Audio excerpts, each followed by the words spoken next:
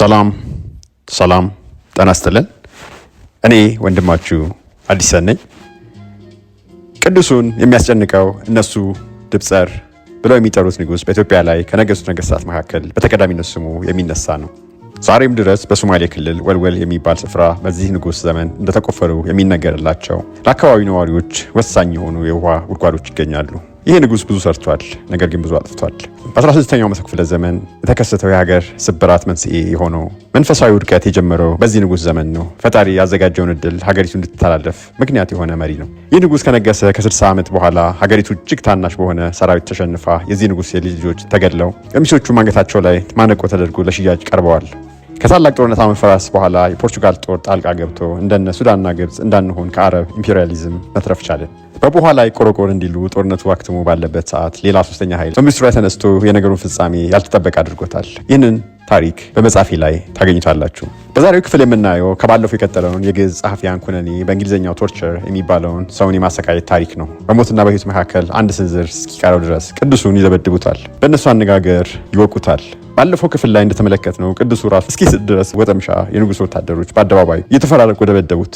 ከዚህ ድብደባ በኋላ ቅዱሱ ገመምተኛ ስለሆነ ሩቅ መንገድ መጓዝ አይችልም። ሩቅ መንገድ መጓዝ ካለበት ተከታዮቹ በውሳንሳ ይሸከሙታል። የዛሬው ክፍል እንደሚከተለው ይቀርባል።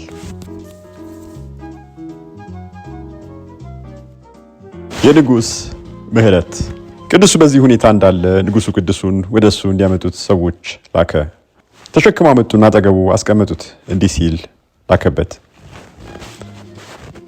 ሰላም ላንተ ይሁን፣ እንደምን አለ? እንደታመምክ ሰማሁ። አሁንም እግዚአብሔር ይማርህ። ባለፈው ጊዜ በተጣላንበት ጉዳይ አትዘን፣ እኔም ያለፈውን የሚመጣውንም ትቻለሁ። ቅዱሱም ለላካቸው ይህንን ላስታወሰ ለእግዚአብሔር ምስጋና ይድረሰው፣ በተጨማሪም ትእዛዙን እንድትፈጽም ልብህን ያብራልህ በሉት አላቸው። ከዚያ በኋላ ንጉሱ አጠገቡ ማደሪያ እንዲሰጡት ትእዛዝ ሰጠ። ከዚያን ጊዜ ጀምሮ ምግባቸውን እንጀራ ይልክላቸው ጀመረ። ከገዳማቸው ካወጣቸው 1 ዓመት ከተፈጸመ በኋላ በመልእክት እንዲህ ሲል አሰናበታቸው። ምንኩስናችሁን፣ ጻማችሁን፣ አድባራችሁን እግዚአብሔር ይባርክ። በሰው መመካት አንተ እንዳልከው በእውነት አላፊ ነው። አሁንም በእግዚአብሔር ተመኩ፣ ወደ ደብራችሁ ተመለሱ። ቅዱሱን የበሽታ ጣር ለቀቀው። ከማደሪያው ለመውጣት ለመግባት ጥቂት በጥቂት ይንቀሳቀስ ጀመረ። ግን ከዚያ ጊዜ ጀምሮ ሰማዕትነቱን እስከፈጸመበት ጊዜ ድረስ አርዝሞ ለመሄድ አልቻለም። መሸከሚያ ወንበር አበጅተውለት በታኅሳስ 28 ቀን ከንጉሱ ሰፈር ለቀቁና የካቲት 3 ቀን ከማደሪያቸው ደረሱ። አዲስ ክስ፣ ግርፊያና እስራት። ከጥቂት ጊዜ በኋላ እነዚያ ሰበቅተኞች ደግሞ ተበጠበጡ። ንጉሱንም እንዲህ ሲሉ በጠበጡት። እነዚህን እንደዚህ ዝም ካልካቸው ሁሉም የእነሱን ፈለግ ይከተሉና ለመንግስት ስልጣን የሚሰግድ አይኖርም። ከዚያ በኋላ ንጉሱ ቅዱሱን አባታችንና ያንን አቡነ በርቶሎሜዎስን ከደብሮቻቸው አውጥተው ደብረ ማዕጾ ወደሚሏት ሀገር እንዲሰዷቸው 40 እንዲገርፏቸው አዘዘ። ከዛም የንጉሱ መልእክተኛ ወደ ቅዱሱ መጣና ንጉሱ ሰላም ላንተ ይሁን ይልሃል አለው። ቅዱሱም ጌታ ሰላም ከእርሱ ጋር ይሁን አለው። ለንጉሱ ስገድ እኮ አለው። ቅዱሱም እኔ ለአብ ለወልድ ለመንፈስ ቅዱስ ካልሆነ ለሌላ አልሰግድም አለው። መልእክተኛው ቅዱሱን እንዲያስሩት አዘዘ። እንደታዘዙት አስረው ከደብሩ አወጡት። ያንንም ቅዱስ ሽማግሌ አስረው አመጡት። ሁለቱም በአንድነት ወደ ደብረ ማዕጾ ወሰዷቸው። ጥር 28 ቀን የአፋሮም ዋሻ ወደሚሏት ዋሻ መጧቸው። የሀገሩ ሰው ሁሉ እንዲሰበሰብ አዘዙ። በዚያን ጊዜ 40 ገረፏቸውና በማግስቱ ወደ ተራራው አወጧቸው። እዚያ በእስራት አኖሯቸው። ወዲያው የተሻረ አዲስ ምህረት። ከ3 ወር በኋላ ንጉሥ ሎሌውን እንዲህ ሲል ላከባቸው። አባቶቼ ያቆዩልኝን አልተውም በማለት ይህንን አደረጉ። አትዘኑብኝ፣ አሁንም ትቻለሁ፣ ምሬያቸዋለሁ፣ ውረዱ። ከዚያም ማሰራቸውን ፈቱላቸው። ቅዱሳኑ ወደ ጹመናቸው ለመመለስ ከዚያ ወረዱ። ከአክሱም ከተማ ሲደርሱ ደግሞ የንጉሱ ሌላ መልእክተኛ ወደ ቅዱሶቹ መጣና ንጉሱ ሰላም ለእናንተ ይሁን ይላቸዋል አላቸው። እንደሚገባ ሰላምታም መለሱለት። ስገዱ እኮ አላቸው። ቅዱሱም ይሄ ሁሉ ግርፊያና ስደት የደረሰብን በምን ምክንያት ነው? ስለዚህ አይደለምን? እርስ በራሱ ምሬያቸዋለሁ ካለ በኋላ ታዲያ ምን ትፈልጋላችሁ? ታሾፍ ትጨክናላችሁ ወይስ ስለ እግዚአብሔር ከመሞት እናፈገፍግ ይመስላችኋል? አሁንም ለአብ ለወልድ ለመንፈስ ቅዱስ ካልሆነ አንሰግድም አለው። ከዚያ መልእክቱን እንዲህ ብሎ ነገረው። እግዚአብሔር ሳያነግሰኝ አልነገስኩም። አሁንም ይህንን ነገር ተው። እምቢ ካላችሁ ከአሁን ወዲያ ደማችሁ በራሳችሁ ላይ ነው። ቅዱሱም ደሙስ በራሱ ላይ ነው። ምክንያቱም የሚጣላን ስለ አባቶቹ ስርዓት እንጂ ስለ እግዚአብሔር ሕግ በሕጉ ላይ ስለመጨመር ወይም ሕጉን ስለማጉደል አይደለም። እሱ ይልቅ ይተው እንደሆነ ይተው። አልተውም ካለ እኛም ስለ አምላካችን ከመሞት ወደኋላ አንልም አለው። ከዚያ መልእክተኛው ሀገረ ገዢው ቅዱሶቹን እንዲጠብቃቸው የሚጠበቅባቸውንም ግዴታ እስኪፈጽሙ ድረስም በሌላ እንዳይሄዱ እንዳይለቃቸው አድርጎ አስረከበው። እዚያ እስከ 3 ዓመት አስቀመጧቸው። የቅዱሱ ልጆች ለነፍሳቸው ኃይል ለማግኘት ሁልጊዜ ይጎበኙት ነበረ። እርስ በርሳቸውም ይሽቀዳደሙም ነበር። የበጋው ሙቀት ሳይመጣ በመጪው ዘመን አበባ ለመቅሰም ወዲያ ወዲህ ማለትን እንደሚጣደፉ ንቦች እነዚያ አፋቸውን የከፈቱበት ጠላቶች ሳይወስዱባቸው ጥቅማቸውን ለመሰብሰብ ሊያጽናኑት ይጣደፉ ነበረ።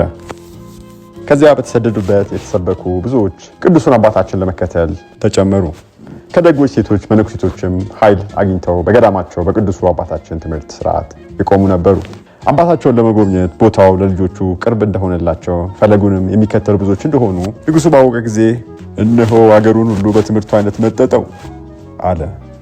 ከዚያ ካለበት ወደ ሌላ ርቀው እንዲሰዱ ታዘዘ።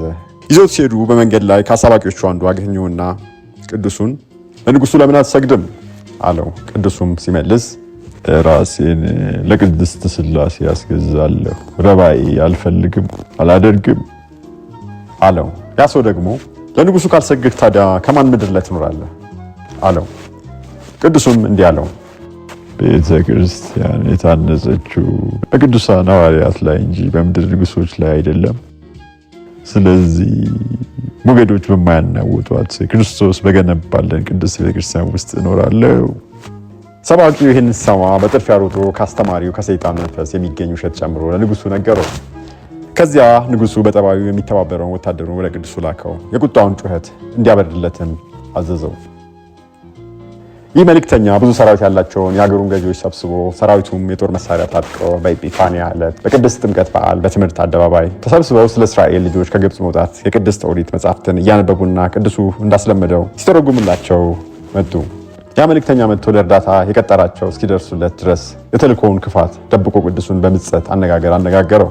ክፉ ፍላጎቱ ስትገለጽ አንድ ሰው ሳይተው ሊደበድብ ተነሳ። ቅዱስ አባታችንንም በንጹህ መንፈስ ቅባት የጣፈጠ የሕይወቱን ውበት ሳያፍር ጠንካራ ምት መታው። ደግሞም ከስጋውያንና ከሰይጣናት የመጣ ሕማማት መሸከም የመነመነ ሰውነቱን አባላት መድረቅ አላሳሰበውም። ሁለቱ ቅዱሳን ጋር ለመዋጋት ተባባሪዎች ናቸው።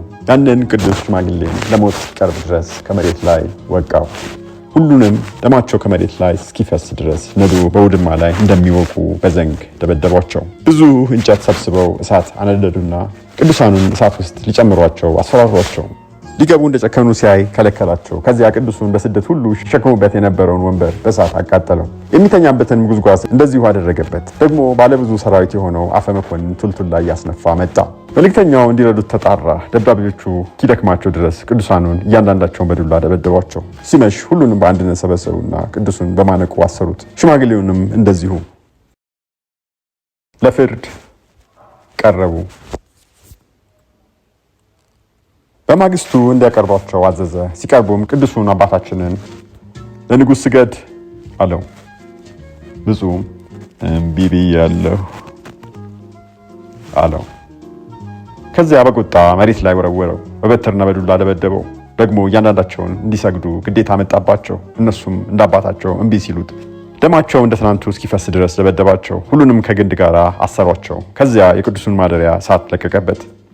የደከሙበትን ሁሉ ወሰዱት፣ ልብሳቸውንም ገፈፏቸው።